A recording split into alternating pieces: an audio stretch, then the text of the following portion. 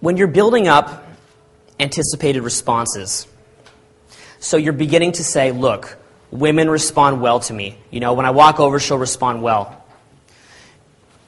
Most guys that you know can't do that. Agreed? Yes. Okay. So if most guys that you know can't do that, you have to rationalize to yourself why it is that you're suddenly able to do it. Okay?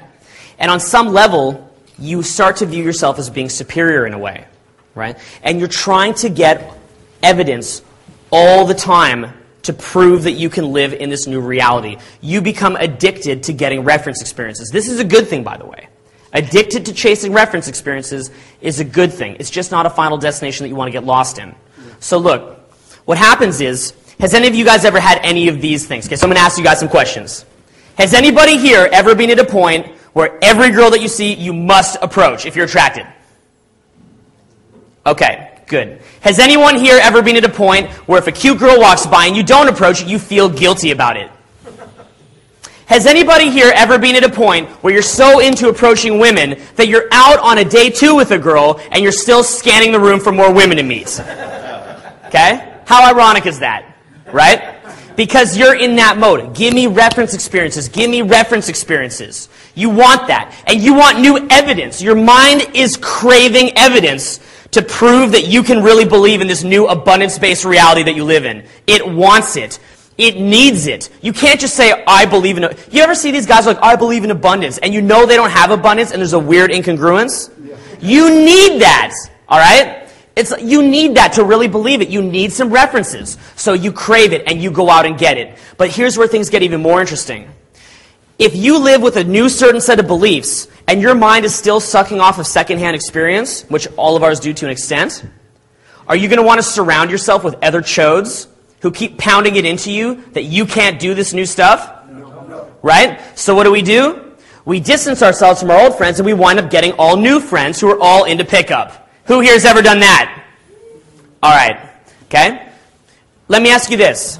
And it's a trick question. Good thing or bad thing? What do you guys think? Both. That's right. It's both.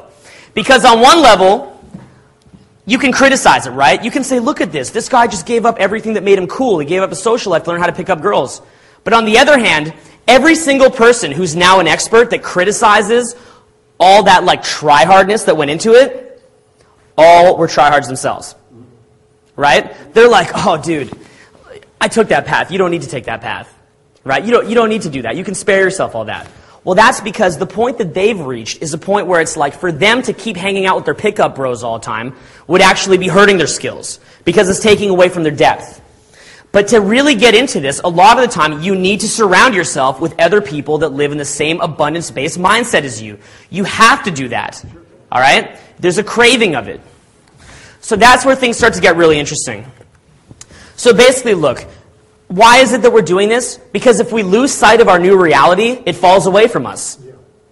Think about what that really means, guys. If we're around other people that are living in scarcity, and we're not approaching girls and continually cultivating the new reality, it falls away from us. Has anyone here ever had an experience where you had the reality going great and then you stopped for a while and it fell away from you? All right. Mm-hmm. So you keep going out more and more. But here's where it gets really interesting to me. You become, how could I put it? You have unhitched from your old identity. You have unhitched from the easiness of social conditioning. And so there's something about a newbie, or even a guy who's at a moderate, like intermediate level, where there's sort of a hole in his identity. He doesn't know who he is anymore. And he sort of craves validation. There's a sort of anxiousness about you when you're in a newbie or an intermediate phase. There's a sort of something missing that's there. And that's sort of an irony because on one level you're trying to get good with women, but on the other hand, being centered is what makes you good with women, isn't it? So it's sort of an interesting kind of paradox. Look, your mind craves the inundation. It wants the new reality and it needs references in order for you to keep living that new reality. In order for you to be able to walk up to the girl with full confidence, you need to keep providing your mind with reference experience that this is easy, this is possible. All that social conditioning that said I couldn't do it was wrong. Okay? All the limiting beliefs that I had about why I can't do it were wrong. So you need to keep creating those reference experiences. But the problem is, like I said, It makes you antsy. What happens next? You start constantly talking about your new skills. Who here has ever just constantly been addicted to telling other people about their new skills? Say aye. Aye. All right. Who here has ever read about it continually for hours and hours and hours? Say aye. Aye. All right. Who here has actually gone out of their way to hang out, especially with other people who have the exact same interest to reinforce the neuralgia? Say aye. Aye. All right. Who here has felt the drive to constantly approach girls over and over and over to prove that you can do it? Say aye. Aye. All right. So we see that that's something that happens, okay? You focus on nothing other than will reinforce the new reality. Why do we do that? Because when you live in abundance, what happens to your state? Zoom, right? That's what's happening to you. When you're actually doing well, when you're doing awesome in the field, you feel incredible. And you walk around the next day feeling like the shit. So of course, you want to keep doing the things that will make you keep feeling like that. You're getting results. You're focused on it, all right? So what happens to you? You know what? You can't relate to your friends as much anymore because they talk about this nonsense. You get buried within the new reality, and you just keep pushing it, all right? And look, have you guys ever heard the expression, a path of excess can lead to wisdom? Yeah. Well, that's very much true, right? A path of excess, excessive action of whatever type, can lead to wisdom eventually. But the thing is this. Think about it as like a false self that begins to evolve. Because your mind cannot process these like amazing, and you're doing these amazing, incredible things, like being able to make out with a girl that you've never met, within a minute, or being able to like get like the most gorgeous girl in the club, get her to come home with you, stuff like that. Your mind is like, how is it that I'm doing this? I must just be the shit, right?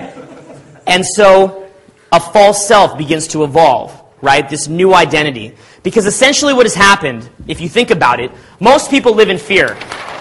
Remember the very first day? Most people walk through life in a walking daze. And there is the nice shores of social conditioning. Think of this as being like the open ocean. All right? Who knows what's out there? And here's the nice shores of social conditioning. A socially defined identity. Right? Is it not easy to know who you are when you fit so nicely into the little puzzle of being a chode? Being a chode is easy. Being a chode does not require an expenditure of energy. You can walk through life as a chode. Nobody will insult you, or at least it'll be very rare. You won't be humiliated. You will not have to push your edge. And so when your sense of self is attached onto that, like a boat, right? And you say, mainstream society has all of these beliefs. They have them. Many of them which are right and amazing and awesome, but some of which are limiting and very much herd mentality, very much keeping you not from advancing to where you could go. And you say, I'm going to break off. And so you go out into the open shore, right? Or we'll even do a boat, okay? And you go out into the open shore. And you're looking for that next island, right? You want to find that new sense of self. You want to find out who you are. You want to forge a new identity for yourself, right? This program we call Deep Identity Level Change. You want to find out who you are. You're looking for because the thing is your socially defined identity who you really are? Why not? That's what other people say of you, not what you say of yourself. What's that? That's because that's what other people say of you, not what you say of yourself. It's just given to you. You never really thought about it. Based on scarcity and needing to find stuff to build your self-esteem. Oftentimes based on scarcity, absolutely. And so that's not really who you are. So you say, I'm going to find out who I am. I want to get to the core of who I am. And so you let go of the easiness. All your friends that are still on the shore, they go, bye-bye. You wave, bye, right? And they get farther and farther away. Yeah. And you know what can happen? Different things happen. Different people get different results. Some people, they go away for a little bit, and they go, I don't like this. Where's the shore? Let's go back. You guys all know people who did that? Yeah. They say, screw it, man. This is too, I don't need, they'll have a reason. They'll rationalize it, right? I don't need that. This just isn't for me. It's not, this stuff's stupid, blah, whatever, right? There's a million different things you can find to criticize. Other people, you know what happens to them? They get lost out there, don't they? Have you guys ever known someone who was just lost out there in this new false sense of self? Just like they think that they found this new super powerful sense of self, but really they don't really believe it. They think they found it and they're stuck there, right? And a lot of us have been stuck there. Okay? You see them, they're lost out there. They don't know who they are anymore. And because they don't know who they are, they'll spend like a decade or whatever just trying to get references all the time. Validate me, validate me, validate me, right? They're not deciding to be chose. They've stepped up. They have at least tried to step up, right? They're not here anymore. They have gone out there. But it's like more references, more references. I need more validation. And the validation becomes an addiction and it can consume you, all right? And ideally, there's some people who eventually get to their core self. They find that other side of the shore, all right? They find it. And they figure out who they are. They get to their core self. And they become very centered. And along with being very centered, they have a huge wealth of reference experiences and incredible calibration, incredible social calibration. They have this whole new range of behaviors that they can take part in.